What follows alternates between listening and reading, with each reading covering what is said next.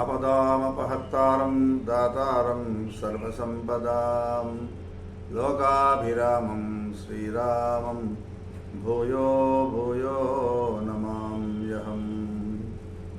పలికిడిది భాగవతమట పలికించడి వాడు రామభద్రుండట నీ పలికిన భవహరమగునట పలికద వేరుండుగాథ పలుకగనేలా.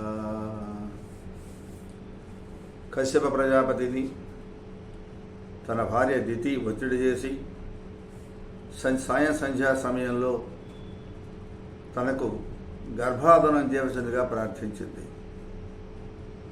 ఆ పరిస్థితుల్లో వేరొక మార్గం లేక ఆమెను త్రోసిపుచ్చలేక తన తపోనిష్టకు అది అడ్డంకైనప్పటికీ కూడా ఆయనకి తప్పలేదు.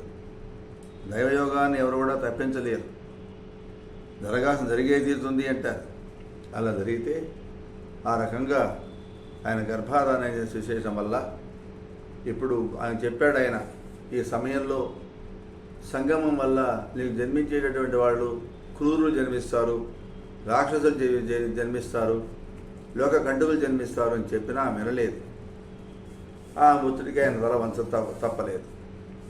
ఆ పరిస్థితుల్లో క్రమక్రమంగా 100 సంవత్సరాలు గడిచినాయి. అప్పుడు దితి సకల భువన కంటకులైనటువంటి 2 కుమారుల్ని ప్రసవించింది.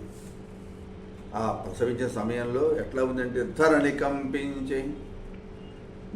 కంపించే కుల పర్వతములు వెడికే జలధులు గలంగే దారకావళులుడుల్లే గగన మగలెను మృగ్య దిక్కరులు దిశల మిడుగురు లెసగ బిడుగులు పుడమిబడియే అంటాడు పోతన గారు. అంటే ఆ సమయంలోట భూమి కంపించిపోయిందిట.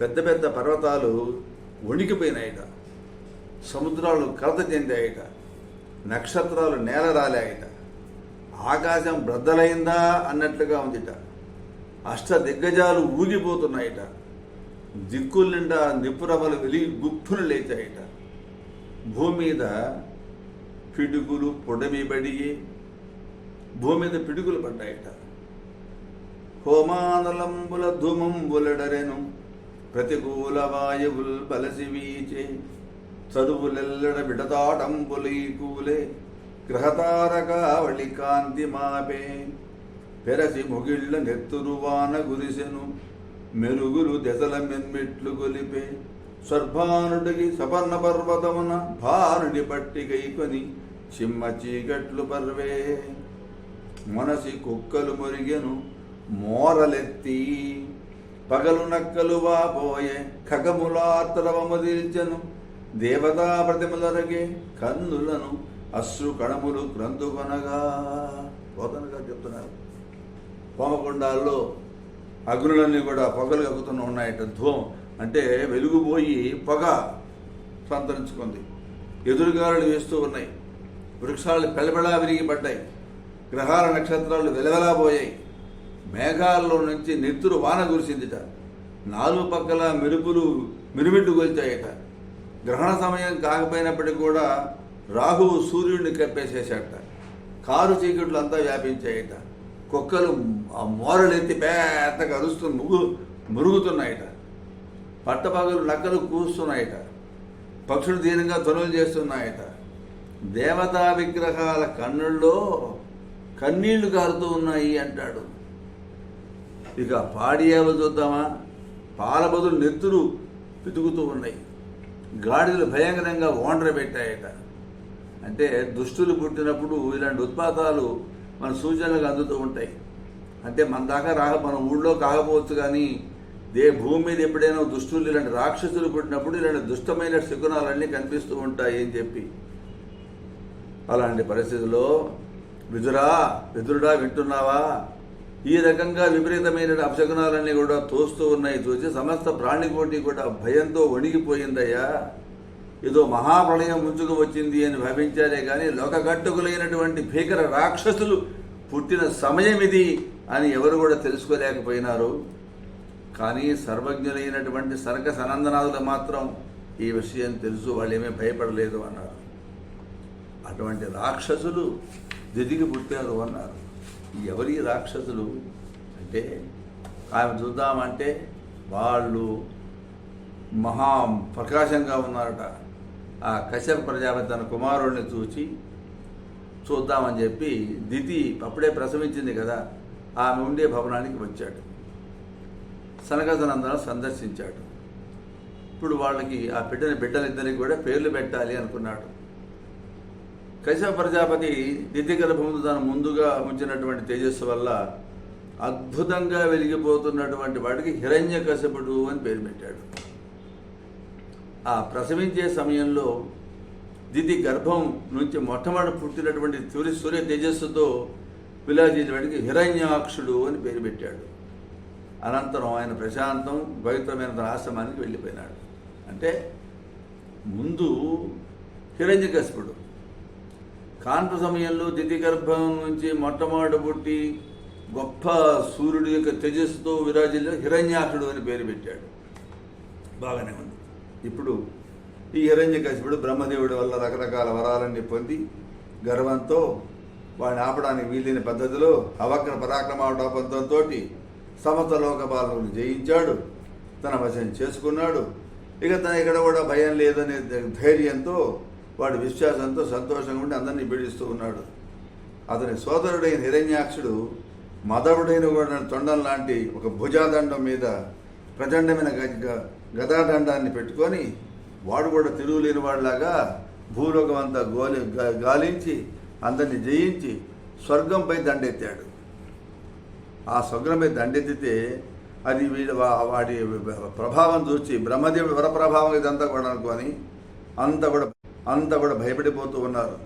ఇలా భయపడిపోతూ ఉంటే హిరణ్యాక్షుని దేవతలు చూశారు. ఒరే వీళ్ళ ప్రమాదం వచ్చి పడిందిరా ఎట్లా అని చెప్పి వాళ్ళు పరుగులు పాలు పెట్టారు. దేవతలకు దాడెత్తేవాడికల్లా ఇళ్ళు వాకిళ్ళు జిల్లేళ్లకు ఉమ్మెత్తలకు ఉపజెప్పి దిక్కుతోసుకుంటే ఎక్కడికో పారిపోయి తలదాచుకున్నారు ఈ దెబ్బ తట్టుకోలేక. ఇటువంటి పరిస్థితుల్లో ఏం చేశారు, పిరికి బందల్లాగా వాళ్ళే దేవతలు పారిపోయినారు. ఆ రకంగా రాక్షసరాజు సముద్రంలో ప్రవేశించాడు. ఆ వరుణదేవుడి సైనికులు రాక్షసరాజు తేజాన్ని చూడలేక వాడి పౌరుషం తట్టుకోలేక వారు సాగర మధ్యంలో ఎక్కడో నగ్గిపోతున్నారు, భయపడిపోతున్నారు. హిరణ్యాకుడు తన నిట్టూరు భీకరంగా చేస్తూ ఆ గదాలను తీసుకొని సంగతి తెలుసిన పదంటా అన్నాడు. ఇట్లా అనేక సంవత్సరాలు దేవతలని సత్పురుషుల్ని సాధువుల్ని చీల్చి చెండాడుతూ విరోచితంగా విహరిస్తూ ఉన్నాడు. అప్పుడు సముద్రాధిపతి అయినటువంటి వరుణదేవుడు పరిపాలించేటటువంటి దాని పేరేమంటాం విభావరి నగరం అంటాం. ఆ విభావరి నగరానికి వెళ్ళి అక్కడ ఉన్నటువంటి వరుణదేవుడిని చూశాడు. ఆ రాక్షస రాజు దెబ్బ చూసిన వరుణ చూసి పరిహసిస్తూ, ఈ ప్రపంచంలో ఉండే సమస్త రాజుల్లో నువ్వు చాలా బలవంతుడివట, నిజమా? వీరాధి వీరుడమైనటువంటి నీ పౌరుషం ప్రకటించి నాతో తేల్చుకుందాంరా, నువ్వు మనగాడివో నేను మనగాడివో, నీ బంటారం బయటపడుతుంది అని చెప్పి ఆ వరుణుడి మీద దండెత్తాడు వీడు.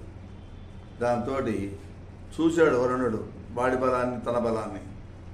ఇది వీడు యుద్ధం చేసే సమయం కాదు అని తెలుసుకున్నాడు. సరే శాంతపడ్డాడు. అవకాశం తీసుకొడదామలే అనుకున్నాడు. అప్పుడేం చెడైనా నేను చాలా ప్రశాంతమైన అంతరంగంతో నేను యుద్ధం చేయకూడదు ఒక నియమంతో ఉన్నాను. ఇప్పుడు మన మధ్య పోరాటం పనికిరాదు, నాకు కొంత సమయం కావాలి. నేను చెప్పేది నీకు సమాధానం చెప్పాలంటే నేను కాదు, ఒక మహావీరుడు ఉన్నాడు, వాడు విష్ణువు తప్ప ఇంకెప్పుడు కూడా వాడు లేడు. ఆ విష్ణువు ఒకడే, మహావిష్ణువు ఒకడే నేను నివారించగలడు. నేను నియమాలతో ఉన్నాను కాబట్టి ఇది ఇప్పుడు యుద్ధం చేయను అన్నాడు. వాడు ఎక్కడ ఉంటాడు అంటే శ్రీవైకుంఠంలో ఉంటాడు అన్నాడు. గొప్ప గొప్ప వీరులందరినీ కూడా ఎన్నోసార్లు జయించాడని పేరు పొందిన వాడు ఆయన యోగమంతా కూడా ఆయనకి ఎత్తిస్తూ ఉన్నది. కాబట్టి నువ్వు అక్కడికి వెళ్ళి ఆయన యుద్ధం చేసావనుకో, అప్పుడు నువ్వు యుద్ధం చేయాలని కోరిక నెరవేరుతుంది. ఆయన ఓడించినట్టుగా ప్రపంచం మొత్తాన్ని ఓడించినట్టేనన్నాడు అని చెప్పి, నాలాంటి పనికి మానవాడితో నీకేం పని, ఆయనతో తెలుసుకోరా అన్నాడు. అప్పుడు బుద్ధిహీనుడా, వెళ్ళి విష్ణు దగ్గరికి వెళ్ళు, ఆయన నీకు అడిగినవన్నీ కూడా ఇస్తాడు, నీ యుద్ధ కంటూతిని తీరుస్తాడు అని చెప్పాడు. అప్పుడు చెప్పి ఇంకేం చెప్పాడు ఆయన పురుషాకృతి ప్రతియుగమున పురుషోత్తముడు అవతరించి భూరి భుజా విస్ఫురణం దుష్ట నిషాడుల హరించుతునుండు ముని గణ ఆచతదపదుడై. ఆయన ప్రతి యుగంలో కూడా ఎప్పుడు ధర్మ సంస్థాపన కోసంగా ఒక పురుష రూపం ధరించి భూమి మీద జన్మిస్తూ ఉంటాడు, దుష్టురాక్షసులను శిక్షిస్తూ ఉంటాడు, సత్పురుషులను రక్షిస్తూ ఉంటాడు. కాబట్టి నీవు రాక్షస రాజా, అతని మీద నువ్వు తెలుసుకో నీ తగాత ఏందో. కయ్య సంగతి దయ్యాన్ని తెలుసు. నువ్వు నీ బాహుబలంతో కనుక నేను జయించావనుకో, అప్పుడు నువ్వు ప్రపంచం మొత్తం విశ్వం మొత్తాన్ని కూడా జయించిన వాడు అవుతాడు అని చెప్పి ఈ వరుణుడు ఇవన్నీ రెచ్చగొట్టాడు. ఓహో అట్లాగా. అయితే ఇప్పుడే యుద్ధంలో దేవతలకు మిత్రుడు, రాక్షసుడు శత్రువైనటువంటి ఆ జనార్దనుని మర్దిస్తా చూసుకో అంటూ వైకుంఠం మీదకి యుద్ధానికి బయలుదేరాడు. ఎవరు? హిరణ్యాక్షుడు. జై శ్రీరామ్.